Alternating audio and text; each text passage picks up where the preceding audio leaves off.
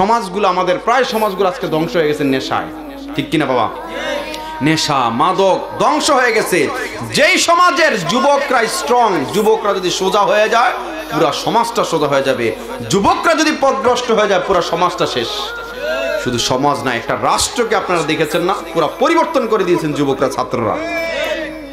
যুবকরা চাইলে একটা সমাজকে আদর্শ সমাজ হিসেবে গড়ে তুলতে পারে, আবার যুবকরা চাইলে ধ্বংস করতে পারে। এবং ইসলামের মধ্যে যুগে যুগে যুবকরা যত অবদান রেখেছেন এটা অন্য কেউ রাখতে পারে না। এই জন্য আমার নবী বলেছেন আল্লাহর দরবারে যুবকের ইবাদত আল্লাহর কাছে সবচেয়ে বেশি পছন্দ। সুবহানাল্লাহ বলেন না? নবী বলেছেন কাল কিয়ামতের ময়দানে বান্দাদেরকে 5টা প্রশ্ন করা হবে। তার মধ্যে একটা হচ্ছে আন উমরিহি ফিমা আফনাহু, তোমার হায়াত জিন্দেগি তুমি কিভাবে কাটিয়েছো। 2 নম্বর প্রশ্ন হচ্ছে আন শাবাবিহি ফিমা আবলাহু, তুমি তোমার যৌবনকাল কিভাবে কাটিয়েছো। যৌবনের হিসাব দিতে হবে।